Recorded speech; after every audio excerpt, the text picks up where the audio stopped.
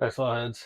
So, today I figured I would go ahead and cut the rear axle housing so I can put the gears um, on the axle and on the motor. And then I think I'm going to go ahead and get um, the brushes and stuff on the guide.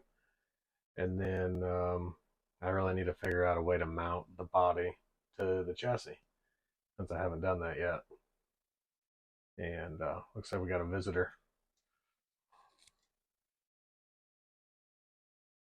Hi, lady. That's my dog, Lady. She's a German Aussie. Good dog. All right, go on. Go on. Go on. Go see mama. Go get mama. But anyway, so I'll take the camera down here and let y'all see what I'm doing. All right, so it's a couple days later. I went back and started watching the footage that I had made, and well, everything after that first video, I had no sound. I have no idea what happened. So on that video, I had made, I showed all the parts in here and how I did all this, but no sound. So I'm gonna show this right here instead. So right here, it was solid. So I went ahead and I cut right here and right here that axle housing, which allows for the axle to be seen through here. So I took this gear here and this one here. I pressed this one onto the motor, and which I had some technical difficulties with. So this motor mount bracket here isn't quite big enough for that gear to fit in there, so I used basically a little end mill and kind of went around it just to remove a little bit of material, so I was able to slide that through there. And because this little 3D printed puller that I've got didn't work, so I've got to get a piece in there that is about the size of that shaft on the motor so that I'm able to push the stuff out. Then it should work. But what I used was this to install the pinion on there, and this is a 3D printed part that I had done. You can kind of see it. It looks pretty decent. In which I added, I think it's almost solid. I don't know, it might be 80% infill. I can't remember, but it's pretty hefty, pretty solid. It's actually for HO scale, but it worked for these motors and this gear just fine. So I put the motor in here, cranked down on this bolt here, and it went right on. Ended up having to use to get the gear to go in a little further. I took this nut and placed it on top of the gear to get it to go down, and then so the part of the shaft stuck out pretty far, and this set screw hit it. So I shaved down the shaft on the motor right there, so there's plenty of clearance, which I probably could make a flat spot on the axle so that set screw went down further, and I may still do that anyway just to make sure it stays there. And the next part I did, okay, before I get there, the mesh. I have a little bit of experience with gears and things like that and mesh. So what I didn't do a paper trick. So I put the gear on and I pushed it up against the pinion as far as it would go, which obviously it's like that makes it real tight. So then I backed it off just very little, and I kind of snugged up the set screw just a little so that the gear wouldn't move unless I kind of pushed on it pretty hard. And so I did that, and I backed it off, and I backed it off until there's hardly any play between the two gears. I mean, just barely, maybe. And it's nice and loose. There's no binding. The gear mesh looks great. I can't remember the compound, but I could get some of the compound and lap the gears. Mainly the plastic probably would get more of a benefit from it. But I can lap the gears and help quieten it up a little bit and break in that mesh pretty good. But anyway, okay, so onto the guide. So I did have a big old gap in here where the guide goes in. And then I was reminded that, hey, you need to put your braids on. So that helped. But I do have two of the little nylon spacers or bushings, whatever you want to call them, in there. And but the wheels, they barely touch. So I put the braids in here, which George had to remind me of how those braids went in there, because I sent him a picture and was like, what the heck is going on? And then he showed me how you had to bend the little tangs and shove them in the hole. Make sure you stick the wire in there and give it a good shove. So one thing I didn't account for, because this is my first chassis that I've gone this far on. You know, this is technically the very first chassis that I did, but I haven't finished, so I haven't got the guide or anything put on there. I don't even think a motor's been mounted to this yet. I can't remember. It's been that long.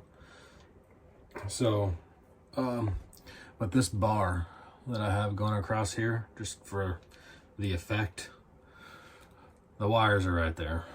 So it hits that. So what I'm thinking about doing, and honestly, the reason why this bar is there is because that's what the radiator sits on.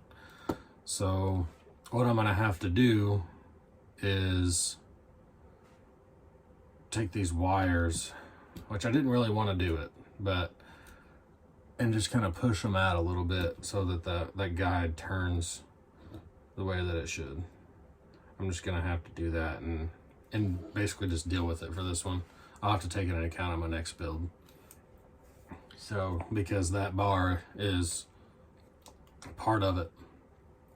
It's part of, if I take this radiator, spread these wires out. So that radiator sits right on that bar. That's what it's for. And so I could do something different, but it's just part of the look that I'm going for this car. So I'm gonna leave it. I still probably need to add headlights to it, so maybe I can try to tie it all in together and it won't be as bad or as noticeable, but I'm not that worried about it. It's my first car. I've learned a lot just with this chassis. Even, I could have built just a simple, basic, just this, and been done. But I didn't want to do that. I added these bars here, and I put independent front axle on it, or axles since there's two. And, I didn't have to go as far as I did, but I did. Trying new things. Go big or go home, I guess. That aspect. So I have the wires here. I haven't cut them or soldered them on yet, which I will. I kind of wanted to make sure that I knew what I was going to do up here with this, which I've been thinking about it for the past couple days. And so we're going to go with leaving it as is and putting a nice loop in there, which hopefully I can, like I said, I can hide it with some headlights or something. I can do something. And then what I still need to do is mount the body. And I gotta get this chassis. So I gotta have to do some tweaking. So this tire right here, which there's quite a bit of play with these axles in the front. So it's not that bad. But this tire right here touches which on camera it looks like the right one, but it's actually the left. This left tire touches a little more than this one does. But if I push down, you know, I can almost get it to do the opposite. So now this one's touching pretty good and this one's not. So there's some play that I need to take care of there. Get everything straightened out. Which, as far as tuning and excuse me, and tuning these brass chassis and getting everything to work the way that's supposed to, I'm not professional at it yet. I'm beginner, noob, FNG. So I'll get there eventually. The other thing that I want to do is I'm gonna paint this chassis. I need to get it all cleaned up, sanded down real good, and I'm gonna paint it red. I think that the look with the body and the bomber look with the shark teeth and whatnot, I think the red chassis will just help with the effect of that, I guess, in my mind. And so I think the next thing on this video, what I want to do is I'm going to try to figure out mounting the body onto the chassis. I really have no idea. Like, it was one of those things when I was doing this that, oh, I'll figure it out when I get there. Well, now I'm there and I have no idea. As you can see, try to get that light in here.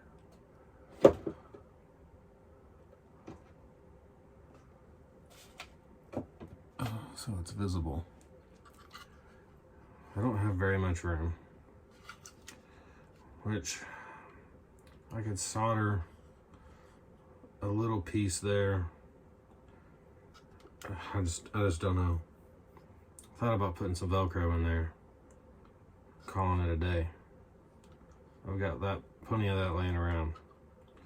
But at the same time, I don't know if I want to do it that way either.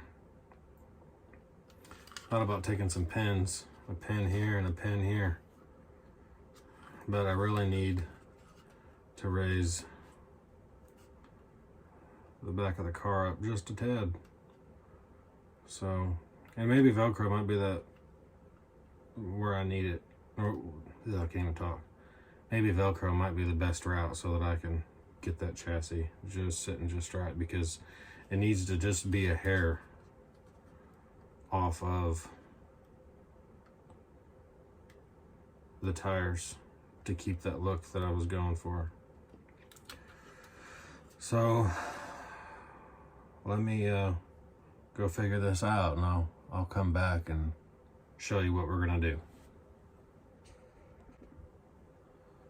All right, so I got this brass here. This is K&S 8240 brass strip. It's 32 thousandths by 1/4 inch.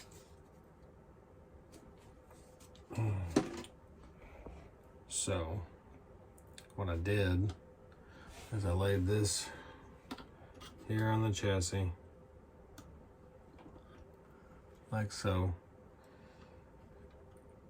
and what I'm going to do is I'm going to solder it flush on the chassis, and I'm going to cut along this line with my Dremel over here, cut this out, and then I'll take it and I'll trace it and make another one for the other side, because they're fairly equal for the most part. It'll work. And then I'll solder that in, and what I'll have to do is take another piece, and maybe wood or something, and glue it to the inside of the body here, right in here.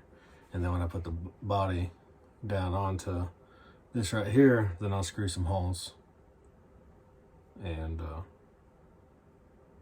mount it. Which I think that's what I've seen George do and Harry. So let's get down to doing that. I'm gonna go ahead and cut this. So I got my Harbor Freight Dremel tool here, and I'm going to cut this out.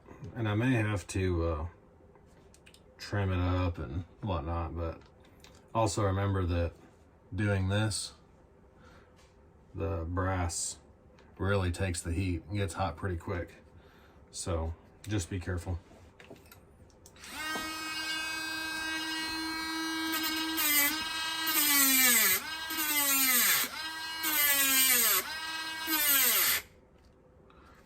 This thing doesn't like a whole lot of pressure either, which I have an actual Dremel brand down there. I've got 2 of them actually, but I like this one because it was more handheld and whatever. But the harder you push on it, then it just stops, and you gotta push the button again.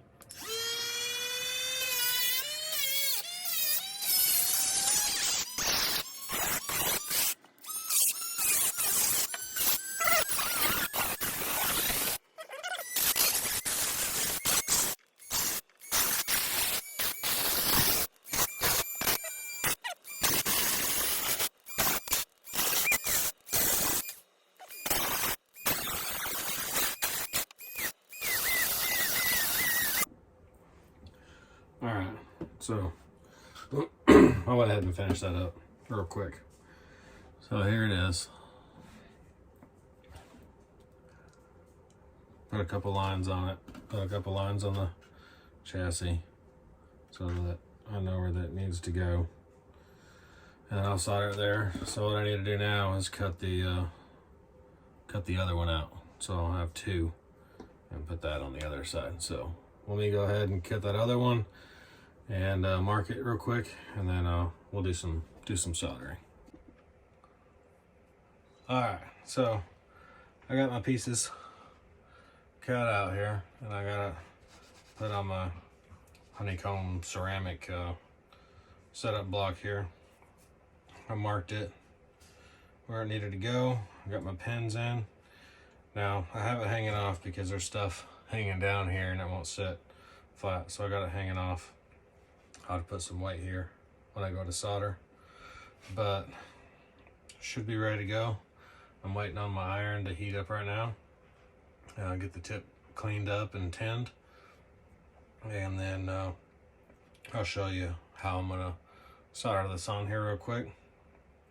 But just to walk through real quick before I do it, I got everything pinned down. I'm gonna take some flux and pour some flux along here. Just run it down on either side, and then I'm gonna take the soldering iron, and I'm gonna hold it on there and heat it up, and then the solder, I'll touch it and it'll eventually just start melting in. And so it's kind of like welding. So I'm gonna get that heated up, and then we'll get to it. So just so y'all have some kind of idea here, I don't know if y'all can see that tip or not. It's just a little dirty, so I'm gonna take it and clean it up here.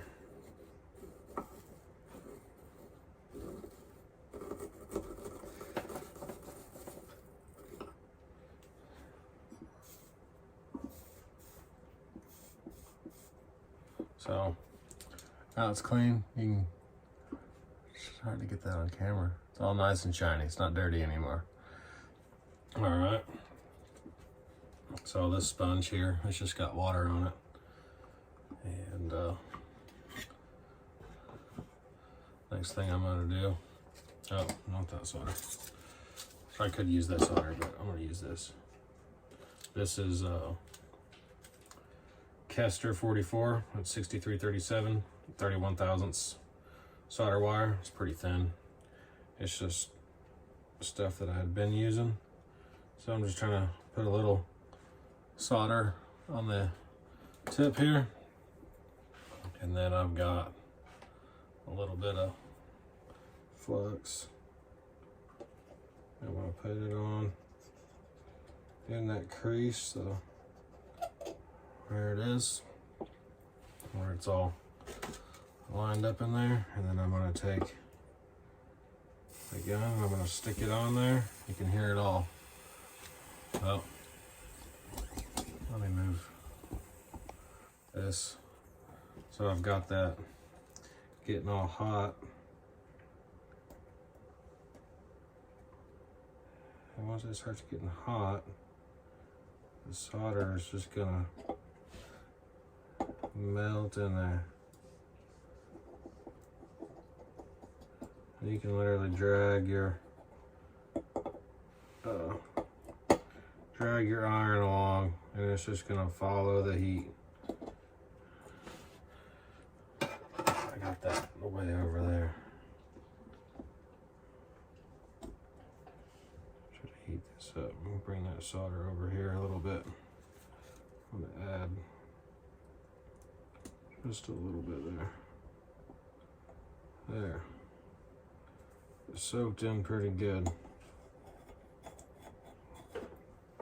It doesn't have to look very pretty. You kind of want to use just a little. You don't want to try to use a lot, but if you have extra, you can clean it up. So I'm gonna go and do this other side. Just remember this iron's hot. I know it probably looks like I'm getting crazy with this thing, but I've been soldering for a while, so I'm pretty aware of where my hand is and whatnot. So I'm gonna put a little more solder on the tip of this. Gonna get this hot, and you want to put, like, my tip of my iron looks like a flathead screwdriver. So I lay the flat part, the wide flat part of it, I lay it on the thickest part, and then the tip on the thinnest part, which would actually be my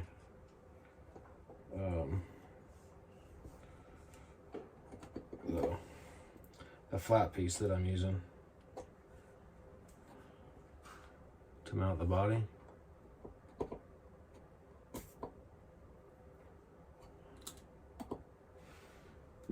Because it's going to take longer to heat up the chassis than it is the flat piece that we're soldering to the chassis.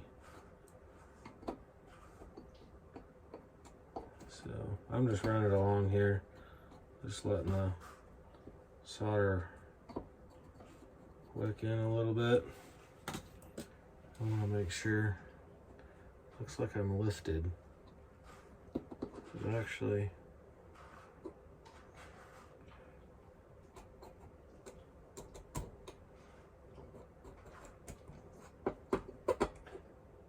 back here looks good, but for whatever reason this side had lifted a little bit.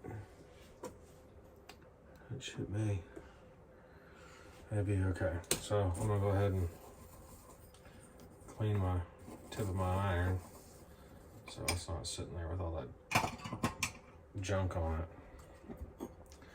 And I'm gonna look and see if anything, how that part turned out, because I think it lifted. Careful, these little deals probably be hot. Yeah, okay. So you can see that it's soldered. This one turned out really good. You can see the solder in there. It's really easy to clean up. But everything shifted for whatever reason.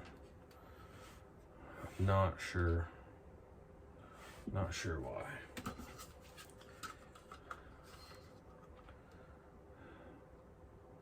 So it's actually not bad, but you can see where these lines right here, they don't line up. These are all right, but the problem I've got with this one is that the chassis lifted up just a little bit, so there's kind of a gap there, and I don't quite like it. This one I think I'll leave. I don't think that it's a big deal.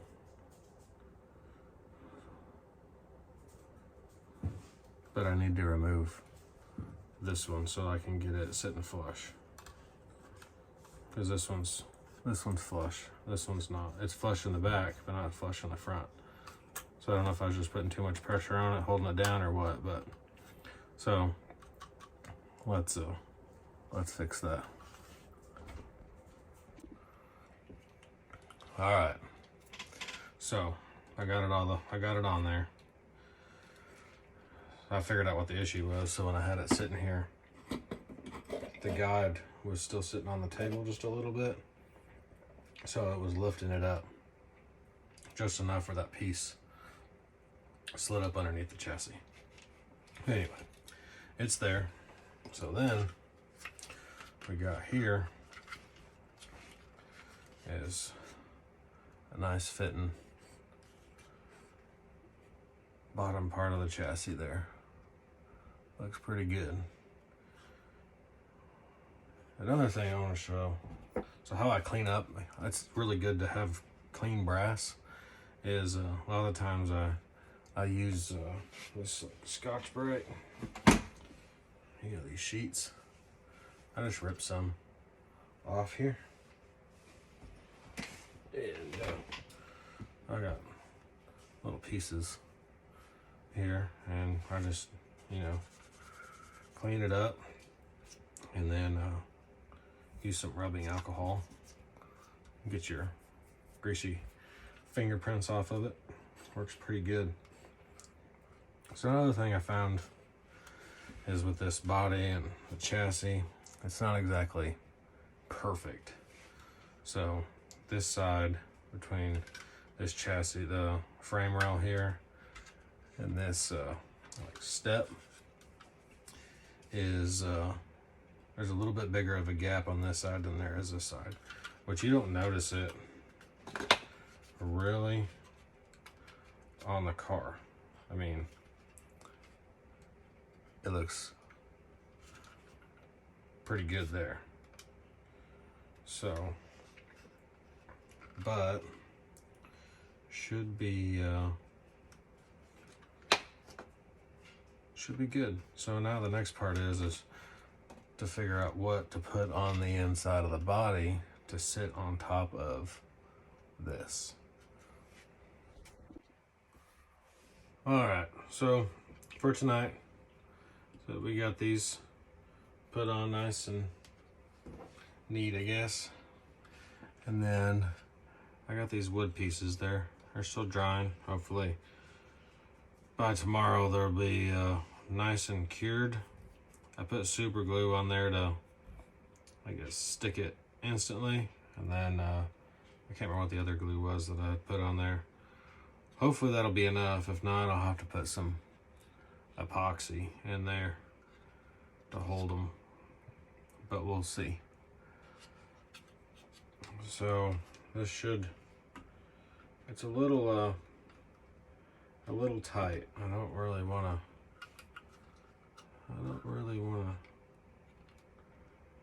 push it too much to get it to go on there.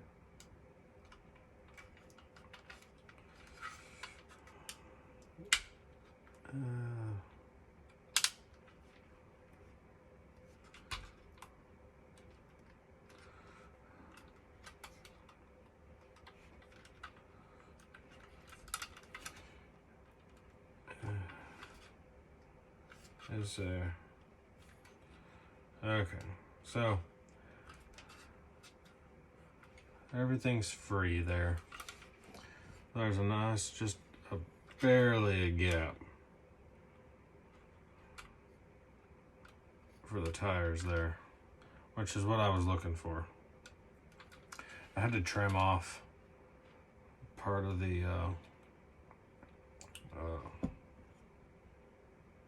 I can't even think right now. I'll come back to that. But anyway, I had to trim part of the front of the body to get the body to sit a little further forward than I needed it to do. But it's definitely, I think it's definitely gonna work.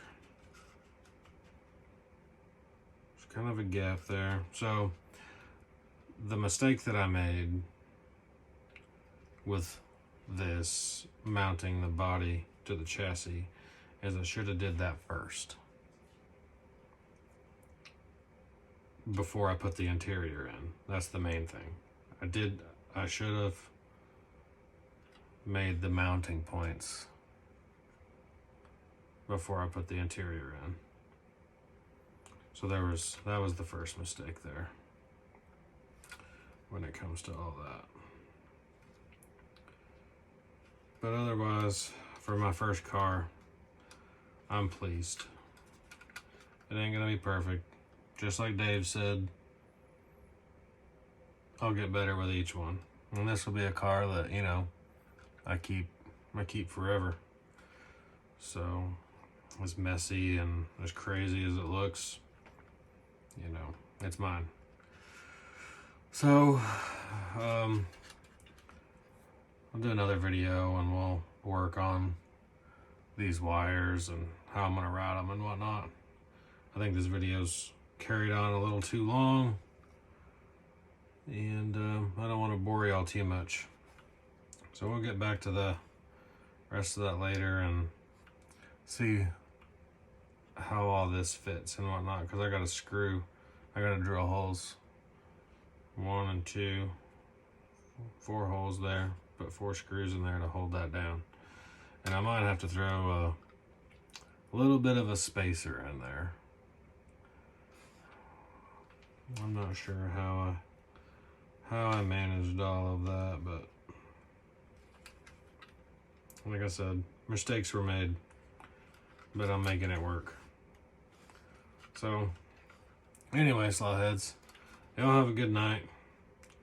I'm going to go stare at this and hopefully not touch it, because if I keep messing with it, I'm gonna end up breaking something and getting mad. So anyway, y'all have a good night.